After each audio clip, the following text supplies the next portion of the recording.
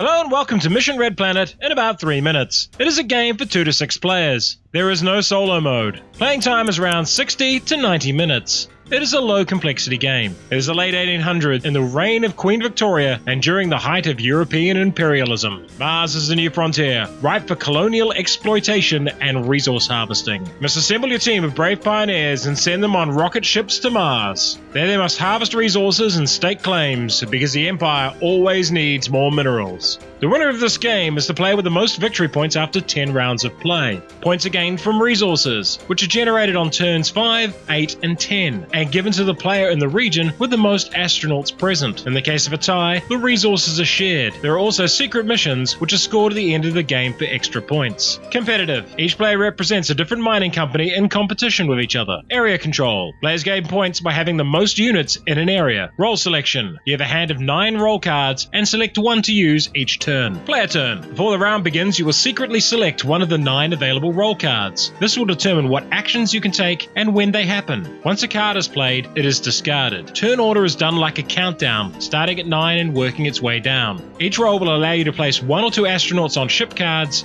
and to use a special ability. Ships depart once they are fully loaded to the destination shown on the ship. 9 is the recruiter and allows you to reclaim discarded roll cards.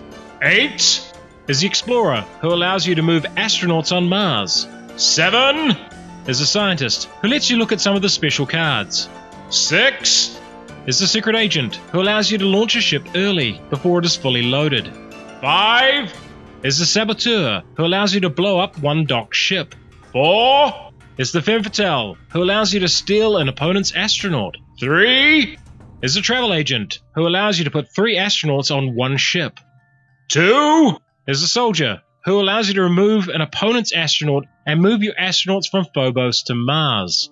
1 the pilot allows you to change a ship's destination even if it's in flight. Blast off! Once all these actions are done, ships reach their destinations, and astronauts are added to that region. New ships are added for the next turn, and the turn marker advances. Why would you like this game? It's a very quick-paced, brutal area control game that somehow manages to feel less vicious than others in its genre. When someone uses the pilot to send your astronauts to completely the wrong side of Mars to where you want them to go, you can't really get that upset about it, as the whole game is a series of mean moves served with a side order of extra meanness. It's quick to set up, easy to learn, and yet there is plenty of space for serious gamers to have serious decisions to make. The single best thing about this game is the role system, which is quite similar to one of the designer's other games, Citadel's.